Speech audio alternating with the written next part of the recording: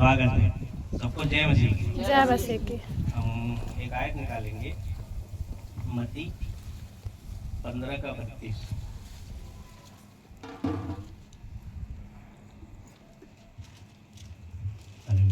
Hallelujah. Hallelujah. निकाल लिया? कोई एक दिन पढ़ेगा।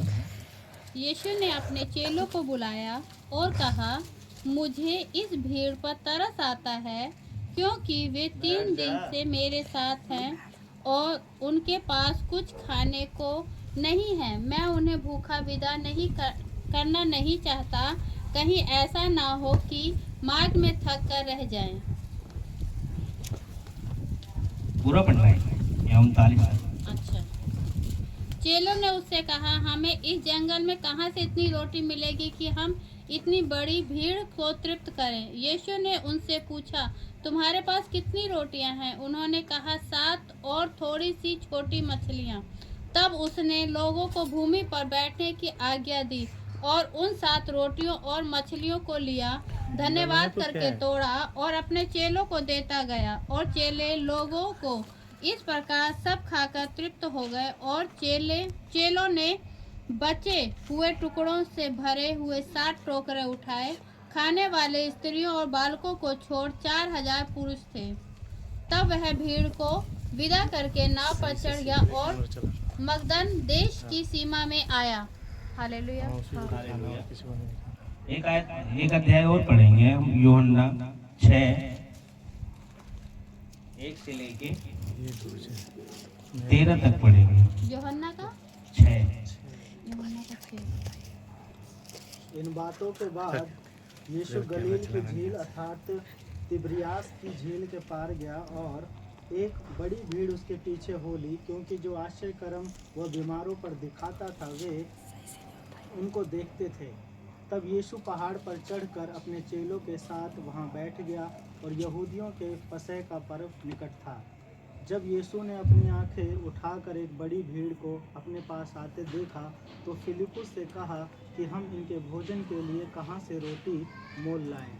उसने यह बात उसे परखने के लिए कही, क्योंकि वह आप जानता था कि वह क्या करेगा। फिलिपुस ने उसको उत्तर दिया, 200 दिनार की रोटी भी उनके लिए पूरी न होगी कि उनमें से हरेक को थोड़ी थोड़ी मिल जाए। उसके चेलों में से समौन पतरस के भाई अंद्रयास ने उससे कहा, यहाँ एक लड़का है जिसके पास जौ की 5 रोटी और 2 मछलियाँ हैं, परंतु इतने लोगों के लिए वे क्या हैं? यीशु ने कहा, लोगों को बैठा दो।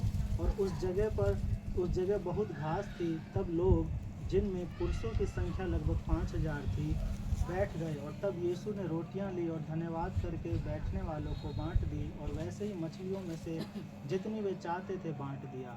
जब वे खाकर तृप्त हो गए तो उसने अपने चेलों से कहा, बचे हुए टुकड़े बटोर लो कि कुछ फेंका न जाए।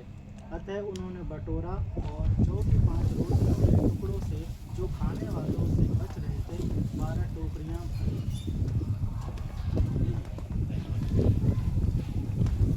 धन्यवाद। क्या पढ़ा इसमें कि जब हम यीशु मसीह के पास आते हैं, क्या इसमें लिख रहा है कि मुझे इस भीड़ पर तरस आता है। मतलब जब हम चर्च आते हैं तो प्रभु हमें देखता है कि हम किस तरीके से आए, कैसे आए हम लोग, किस तरीके से आए। क्या इसमें लिख रहा है कि उसको हमारे पे तरस आता है कि हम भूखे आए। जब हम भूखे आए हैं तो प्रभु हमें देखता है कि हमें वो कैसे तृप्त करेगा। यहाँ ऊपर हेडिंग में लिखा है श्रीमती में, वो 4000 लोगों को खिलाता है। यूहन्ना भी लिखा है कि वह 5000 लोगों को खिलाता है। यानी कि जब हम यीशु के पास आए तो वो हमको देखेगा कि हम किस तरीके से आए हैं। जब वो हमको खिलाने पे आएगा तो 4000 लोगों को भी खिला सकता है। वो खिलाएगा कैसे? हमारे द्वारा ही खिलाएगा। कैसे खिलाएगा? तो हमें क्या लेके आना है? 7 रोटी और कुछ मछली। क्या लेके आए थे यहाँ पे? लोग क्या लेके आए थे? भीड़ तो आई थी, पर कुछ लोग क्या लेके आए थे? 7 रोटी और कुछ मछलियाँ, और यूहन्ना भी लेके आए थे 5 रोटी और 2 मछली। उस पे उसने आशीष मांगे और वो कितने लोग खाए? इसमें यहाँ पे 4,000 लोग खाए मत्ती में, और यूहन्ना में 5,000 लोग खाए। यानी कि और बच्चे कितना था 60, इसमें 60 टोकरे बचे थे और उसमें 12 टोकरे बचे थे। यानी कि जब हम आते हैं यीशु मसीह के पास तो अपने एक दिन का यानी 7 रोटी, एक आदमी 7 रोटी पूरे दिन में खाई लेता है, उतना हमें लेके आते हैं। जब हम आते हैं तो ये नमकीन बिस्कुट लेके नहीं, एक आदमी अपनी एक खुराक लेके आएगा। क्या लेके आएगा? खुराक। यहाँ लिखा है ना, ये हम नहीं बोल रही, ये भाई ने जो मुहिम चालू करी थी ये अपनी तरफ से नहीं आया है। यीशु मसीह कहता है कि जब तुम आओ तो मैं तुम पे तरस करता हूँ, तो देखता हूँ कि तुम किस तरीके से। हमारे ये 7 रोटी देने से कुछ होगा नहीं, पर वो हमारे हृदय को देखता है कि हम किस तरह से लेके आते हैं। वहाँ पे उसमें यूहन्ना में लिखा है कि किसके पास थी वो जो कि रोटी, एक बच्चे के पास। यानी कि जब हम लेके आए तो एक बच्चे के सामान लेके आए। कैसे लेके आए? आप कभी देखना, अगर कोई बड़ा आदमी चीज खाता है उससे मांगोगे तो उसमें से आधा देगा, और किसी बच्चे से मांगो तो पूरा थमा देता है। कैसे आना है? अपना हृदय बच्चे की तरह जब लेके आना, इस घमंड से नहीं लेके आना कि हम ये लेके आए तो यहाँ पास्टर साहब खुश हो जाएंगे, नहीं। कैसे लेके आना? एक बच्चे के समान।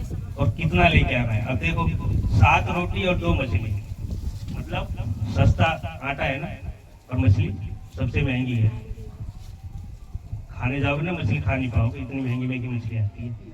और आटा कोई सा भी आटा ले लो सब सस्ता मिलेगा, जौ का, मक्के का, गेहूं का, सबका आटा। यानी कि प्रभु आपकी गरीबी भी देखेगा और मेरी भी देखेगा। आप कितना बड़ा भी लेके आओगे तब भी से कोई वो नहीं है, और कितना कम लेके आओ उससे भी कम नहीं, पर लेके इतना आना कि एक आदमी अपने हिसाब से, ठीक है। और उसकी आशीष कितनी मिलेगी? देखो यहाँ लास्ट में लिखा है ना चमत्कार, 4,000 लोगों को। यानी कि बचा हुआ कितना है? 7। इसमें बच्चे नहीं है, बचा हुआ कितना है? 7 टोकरे। यानी कि टुकड़े बचे हुए हैं, टुकड़े बचे हुए 7 टोकरी में टुकड़े बचे। जो जूठन है वो बची हुई है, इसमें पहले वाले में 7 और दूसरे में 12। यानी कि हफ्ते में, हर हफ्ते में 7 दिन होते हैं। एक दिन आपके घर में इतना टुकड़ा बचेगा अगर जब आप देने लगोगे। और उसमें 12 क्यों लिखा है? साल के 12 महीने, हर महीने एक दिन, और महीना और साल, यानी 365 दिन आपके घर में सिर्फ टुकड़े बचेंगे जब आप 7 रोटी और 5 मछली और 2 लेके आओगे ना तब। इसलिए जब भी आना प्रभु के इसलिए लेके आना कि हम प्रभु, ये नहीं दिखाना कि हाँ हम ज्यादा लाए या कम लाए, हमारे पास चाहे थोड़ा हो चाहे कम हो, पर इस रीति से लेके आना।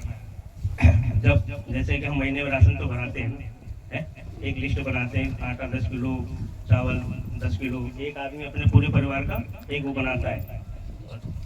उसके साथ एक लिस्ट और बनाना, उसपे ये लिखना परमेश्वर के लिए, ये नहीं लिखना चर्च के लिए, पास्टर के लिए या वहाँ देने के लिए ना, अलग से एक लिस्ट बनाना, उस पर लिख देना परमेश्वर के लिए। जो भी सामान लेना, 10 किलो आटा ले रहे हो तो 1 किलो आटा परमेश्वर के लिए। हर महीने आपकी एक रूटीन है। ये जो हम देखते हैं अच्छा नहीं लगता है, पर जब भी लेके आओ तो अपने एक हिसाब से लेके आना। इसलिए परमेश्वर का धन्यवाद देते हैं। सब कुछ है।